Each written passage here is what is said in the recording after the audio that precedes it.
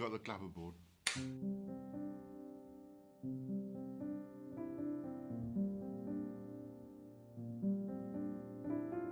I was inspired to be a photojournalist for a strange reason.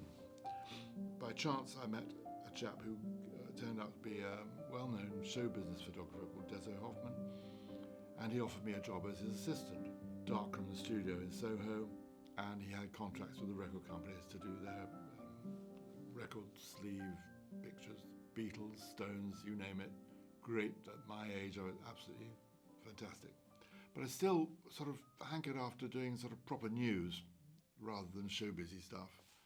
And just by chance, Des said to me, I've just had a call from a newspaper called Expressen in Sweden. There's an au pair girl gone missing. They feared that she'd been captured by a white slave trade, last seen in a club in Soho. So Des said, well, there you are, there's your chance. So tonight, go off to the club, find it. It's around the corner from here. And be very careful. Take a picture if you can, and then report back. I went for a drink at the bar, had a camera under my coat, and when I thought the time was right, I took a picture, and I didn't think I'd been seen. So made my way out of the club, but was aware that somebody was following me. Footsteps got faster and faster. I looked over my shoulder, and the guy produced a flick knife and then came at me. So I ran like stink and managed to hide behind dustbins of a restaurant in the alleyways of Soho, which I knew quite well, that area, because I was working there. When the coast was clear, I ran to the darkroom and slept on the floor the night and saw Deso in the morning. He was trying to get in, couldn't understand why the door was locked or barricaded. We developed the pictures, which were on film in those days, no digital. And it was fine. We sent the pictures off to Sweden, and next day it appeared on the front page of Expressen, white slave trade traced to Soho Club, whatever. Well, so that was my first taste of hard news, and because of the adrenaline rush, and however terrified I was, it rather turned me on, and I thought I sort of liked the idea of hard news rather than showbiz.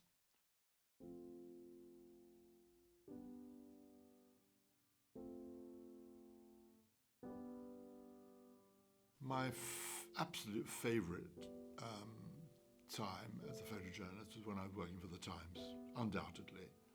Yes, when I first started, when I was the youngest photographer to get a job on the staff of a daily newspaper in London, Fleet Street, the Daily Herald, which was part owned by the TUC, and very trade union, you can imagine. Yes, there were some exciting times, but I then moved on from there when it changed hands to become the Broadsheet Sun. And there were some interesting assignments on that newspaper. And then that changed again when Murdoch took it over and it became the Tabloid Sun. And there were some good times then. When I transferred internally within News International to the Times, that was when it became really, really good. Because the trade unions had been beaten. There was a time when, as a photographer, everybody had to be a member of a trade union. However, there was an unwritten rule that journalists don't take pictures and photographers don't write, to a point where I wasn't even allowed to write my own captions. I'd have to dictate it to somebody else. It was the trade union was quite ridiculous. Anyway, by the time I was asked if I'd like to transfer to the Times, the trade unions were gone in the journalistic world, which meant it opened the door for me to be able to write as well. And I had a weekly column for about 2 or 3 years, taking pictures and interviewing people. And the world was my oyster, because I was expected to be self-generating. I'd find work all over the world, wherever I wanted to go, disappear, and come back with a pocket full of film. No digital. My career in photojournalism has been a very exciting one. I've travelled the world. I'd lived through the golden era of Fleet Street, where budgets didn't exist, and it was a very exciting time. I wouldn't swap it for the world. Anybody who was interested in going into journalism, I'd never discourage them. I paid a lot of money, worked very hard, but I'm pleased that some of the dangerous things I did, I wasn't married, so I don't think I'd do them again. Different responsibility. But I'd never discourage anybody because I had a time of my life and I can't believe how lucky I was.